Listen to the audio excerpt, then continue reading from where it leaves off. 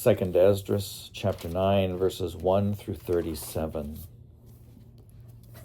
He answered me and said, "Measure carefully in your mind, and when you see that some of the predicted signs have occurred, then you will know that it is the very time when the Most High is about to visit the world that he has made. So, when there shall appear in the world earthquakes, tumult of peoples, intrigues of nations, wavering of leaders, confusion of princes, then you will know that it was of these that the Most High spoke from the days that were of old, from the beginning.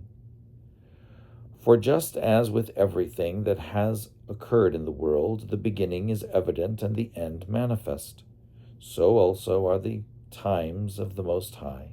The beginnings are manifest in wonders and mighty works, and the end in penalties and in signs. It shall be that all who will be saved and will be able to escape on account of their works or on account of the faith by which they have believed will survive the dangers that have been predicted and will see my salvation in my land and within my borders, which I have sanctified for myself from the beginning. Then those who have now abused my ways shall be amazed, and those who have rejected them with contempt shall live in torments. For as many as did not acknowledge me in their lifetime, though they received my benefits, and as many as scorned my law while they still had freedom, and did not understand but despised it while an opportunity of repentance was still open to them, these must in torment acknowledge it after death. Therefore, do not continue to be curious about how the ungodly will be punished, but inquire how the righteous will be saved, those to whom the age belongs and for whose sake the age was made." I answered and said,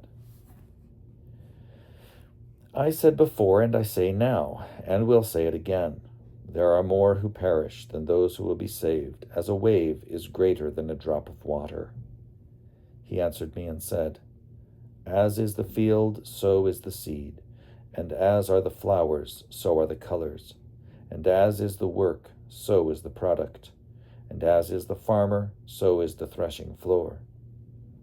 For there was a time in this age when I was preparing for those who now exist, before the world was made for them to live in, and no one opposed me then, for no one existed. But now, those who have been created in this world, which is supplied both with an unfailing table and an inexhaustible pasture, have become corrupt in their ways. So I considered it my world, and saw that it was lost. I saw that my earth was in peril because of the devices of those who had come into it. And I saw and spared some with great difficulty, and saved for myself one grape out of a cluster, and one plant out of a great forest. So let the multitude perish that has been born in vain, but let my grape and my plant be saved, because with much labor I have perfected them.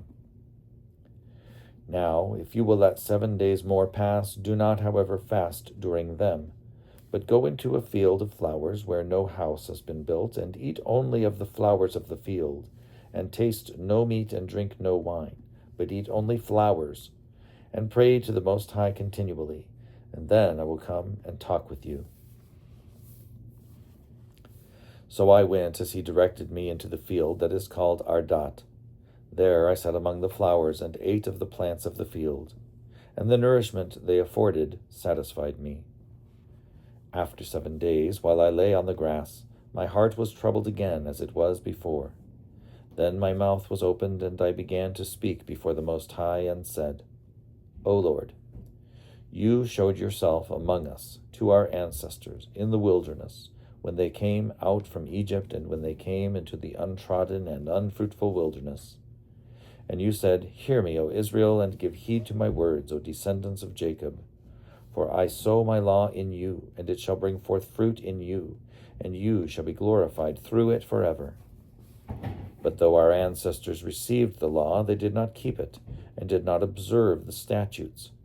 Yet the fruit of the law did not perish, for it could not, because it was yours. Yet those who received it perished, because they did not keep what had been sown in them.